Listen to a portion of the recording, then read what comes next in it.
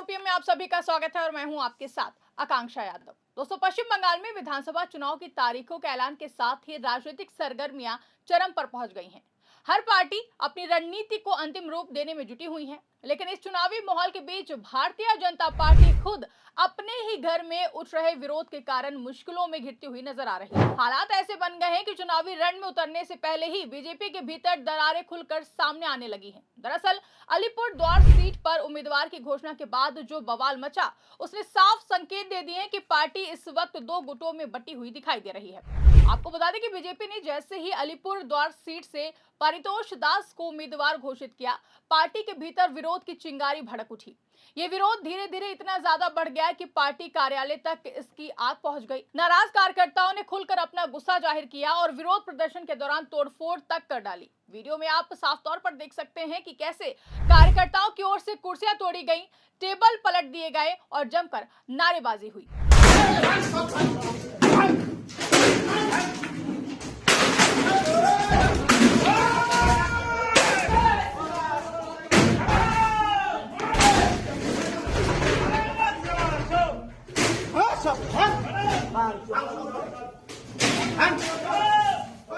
देखिए, ये हर साल कोई ना कोई होता है, ऐसे नहीं है क्या इससे पहले कोई हुआ नहीं। पिछले साल एक कैंडिडेट भाजपा ने दिया, उन्होंने जीत भी लिया भाजपा की सिंबल से, और बाद में उन्होंने टीएमसी ज्वाइन किया। इसके लिए वहां का लोग बहुत खफा है, मन में एक शंका है, और ये तो होता ही है, क्या मेरा कोई पसंद है, आपका कोई पसंद है और दूसरी का कोई दूसरी पसंद है, ये तो एक होता है। तो उसमें हो सकता है किसी का पसंद नहीं हुआ, वो आया और उनका जो गुस्सा है वो गुस्सा निकाल दिया। तो देखा आपने कि कैसे कार्यकर्ताओं ने टिकट ना मिलने पर अपनी नाराजगी जाहिर की है, जिसके बाद अब ये सिर्फ एक सीट का मामला नहीं रहा है, बल्कि इस घटना ने बीजेपी के अंदर चल रही खींचतान को सबके सामने लाकर रख दिया है। दरअसल पार्टी के जमीनी कार्यकर्ताओं का आरोप है कि जिन लोगों ने सालों तक संगठन को मजबूत करने के लिए मेहनत की, उन्हें नजरअंदाज कर दिया गया है। उनकी जगह ऐसे चेहरों को टिकट दिया गया है जो हाल ही में पार्टी में शामिल हुए हैं। यही कारण है कि पुराने और समर्पित कार्यकर्ताओं में असंतोष बढ़ता जा रहा है। अलीपुर द्वार का विवाद इसी असंतोष का विस्फोट बनकर सामने आ गया है।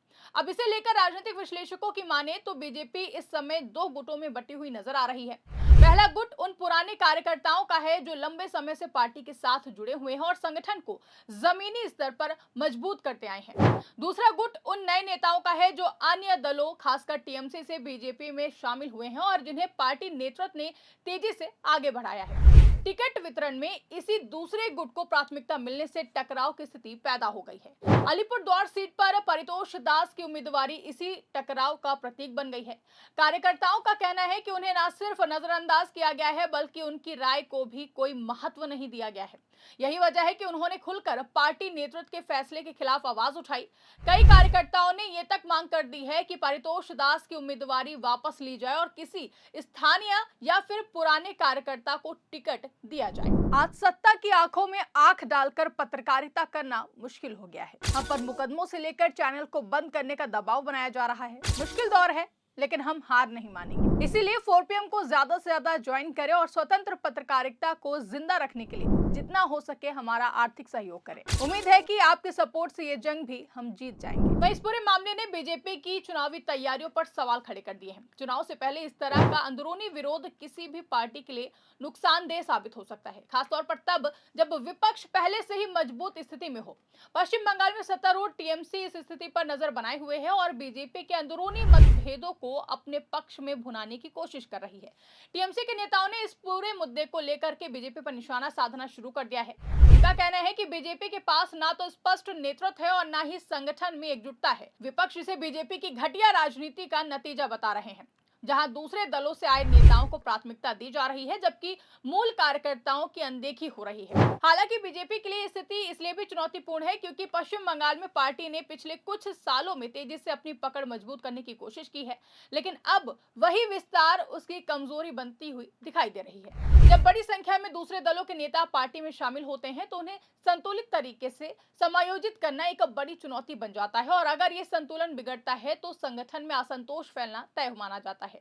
अलीपुरद्वार की घटना ने यही संकेत दिया है कि यह असंतोष सिर्फ एक सीट तक सीमित नहीं रह सकता है, बल्कि पार्टी के भीतर चल रही खींचतान अन्य सीटों पर भी खुलकर सामने आ सकती है, और अगर समय रहते इस पर नियंत्रण नहीं किया गया तो ये बीजेपी की चुनावी संभावनाओं को प्रभावित कर सकता है। वहीं इस बीच बीजेपी पर आचार संहिता के उल्लंघन के आरोप भी लगे हैं, जिससे उनकी मुश्किलें और भी ज्यादा बढ़ गई हैं।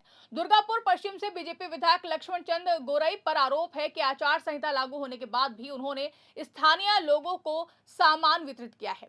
इस मामले में टीएमसी ने शिकायत दर्ज कराई है और इसे चुनावी नियमों का उल्लंघन बताया है। इस तरह एक तरफ पार्टी के भीतर बगावत जैसी स्थिति है, वहीं दूसरी तरफ विपक्ष के आरोप भी बीजेपी को घेर रहे हैं। ऐसे में पार्टी नेतृत्व के सामने दोहरी चुनौती खड़ी हो गई है कि एक और उसे अपने कार्यकर्ताओं की नाराजगी दूर करनी है, वहीं दूसरी ओर विपक्ष के हमलों का जवाब भी देना है। दिलचस्प बात यह है दोस्तों कि जहां बीजेपी के भीतर टिकट वितरण को लेकर विवाद सामने आ रहे हैं, वहीं टीएमसी में फिलहाल इस तरह की खुली बगावत देखने को नहीं मिली है। इससे राजनीतिक संदेश ये जा रहा है कि टीएमसी इस समय बीजेपी से ज्यादा संगठित स्थिति में है, जबकि बीजेपी आंतरिक असंतुलन से जूझ रही है। हालांकि बीजेपी के शीर्ष नेतृत्व की ओर से अभी तक इस पूरे विवाद पर कोई भी बड़ा सार्वजनिक बयान सामने नहीं आया है, लेकिन माना जा रहा है कि पार्टी अंदर खाने स्थिति को संभालने की कोशिश कर रही है। अगर पार्टी समय रहते अपने दोनों गुटों के बीच संतुलन नहीं बना पाती है तो ये चुनाव में उनके प्रदर्शन पर असर डाल सकता है। वैसे भी पश्चिम बंगाल का चुनाव हमेशा से ही राजनीतिक रूप से संवेदनशील और आक्रामक रहा है। ऐसे में किसी भी पार्टी के लिए आंतरिक एकजुटता बेहद ही जरूरी होती है। बीजेपी के सामने इस समय सबसे बड़ी चुनौती यही है कि वो अपने कार्यकर्ताओं और नेताओं के बीच पैदा हुए इस मतभेद को कैसे दूर करती है। अलीपुरद्वार की घटना ने साफ कर दिया दोस्तों कि चुनावी माहौल में उतरने से पहले ही बीजेपी को अपने ही घर को संभालने की जरूरत है। अगर पार्टी इस चुनौती से पार पा लेती है तो वो चुनाव में मजबूती से मुकाबला कर सकती है, लेकिन अगर अंदरूनी खींचतान यूं ही जारी रही तो इसका सीधा फायदा विपक्ष को मिल सकता है। कुल मिलाकर पश्चिम बंगाल विधानसभा चुनाव से पहले बीजेपी एक ऐसे मोड़ पर खड़ी है जहां उसे न सिर्फ बाहरी राजनीतिक लड़ाई लड़नी है, बल्कि अपने अंदर चल रही खींचतान को भी खत्म करना है। अलीपुरद्वार से उठी ये चिंगारी अब एक बड़े राजनीतिक सवाल में बदल चुकी है। ऐसे में सवाल उठा कि क्या बीजेपी इस चुनाव में एकजुट होकर उतर पाएगी या फिर गुटबाजी उसकी राह को और भी ज्यादा मुश्किल बना देगी। आपको क्या लगता है, कमेंट करके अपनी राय हमें जरूर बताइएगा। अगर वीडियो पसंद आई हो तो वीडियो को ज्यादा से ज्यादा लाइक और शेयर करना ना भूलें। चैनल पर नए हैं तो चैनल को सब्सक्राइब जरूर कर ले और देखते रहिए 4 PM न्यूज नेटवर्क।